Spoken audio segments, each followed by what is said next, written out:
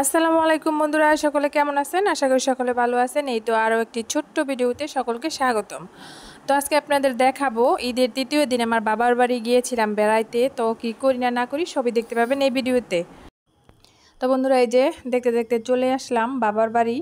তো এই যে এই রাস্তা দিয়ে ঢুকতে হয়, এই যে সামনে এই বাড়িটা, এটাই হচ্ছে আমার বাবার বাড়ি। আর চলেন আশেপাশের ভিউটা দেখাই। তো ওই যে আশেপাশের পরিবেশ, ওই যে দেখেন, ওই যে বরাবর দেখা যাচ্ছে এটা হচ্ছে মেন রাস্তা। তো রাস্তার কাছেই হচ্ছে আমার বাবার বাড়ি।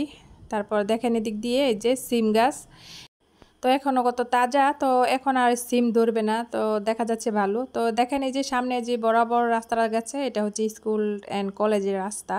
তারপর এদিক এদিক দিয়ে দেখা যাচ্ছে আমার মা সেমাই রান্না করেছে লুজ দিয়ে, তো এটা আমার ছেলে পছন্দ করে। তারপর ওই সেমাই খেয়ে আমরা একটু ঘোরাঘুরি করতেছি আর আপনাদের দেখাইতেছি।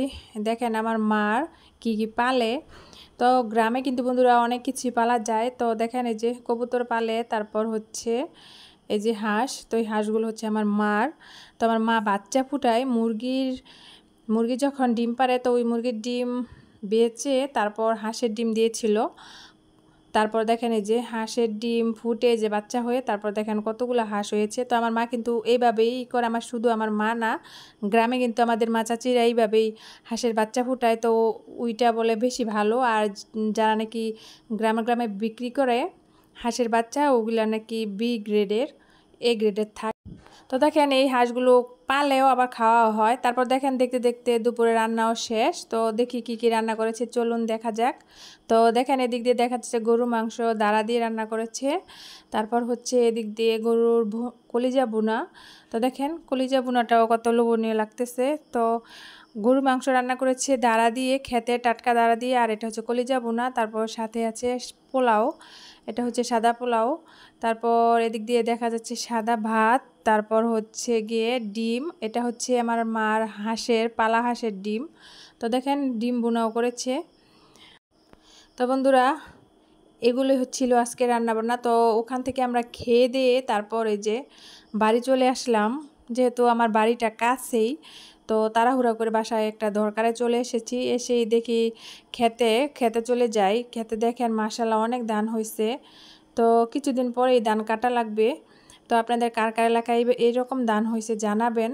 তো দেখেন ধানগুলো দেখে অনেক ভালো লাগতেছে। দেখেন চারদিকে শুধু সোনালি কালার হয়েছে, স্বর্ণের কালার। তো এগুলো পাকলে আরও বেশি সুন্দর লাগবে। তো দেখেন এই যে অনেক ধান হয়েছে আমাদের এলাকায়। আপনাদের কার কার এলাকায় এরকম ধান হয়েছে জানাবেন। আর এইরকম ধান দেখতে খুবই ভালো লাগে। সোনার ফসল যখন কৃষকরা ঘরে উঠায় তখন তো খুশির কোনো শেষ থাকে না।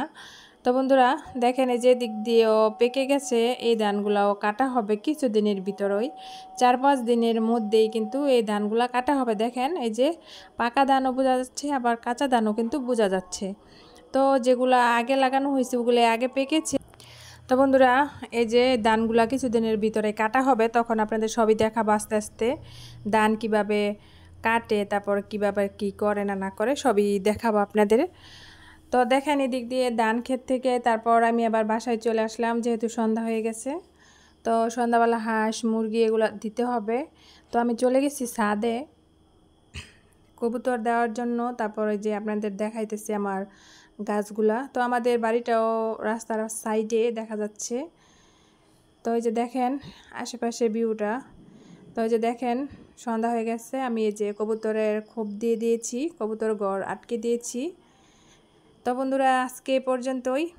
যদি আমার ভিডিওটা একটু ভালো লেগে থাকে তাহলে লাইক কমেন্ট শেয়ার করবেন, যাতে পরবর্তীতে ভিডিও সারার সাথে সাথে আপনাদের মাঝে চলে যায়।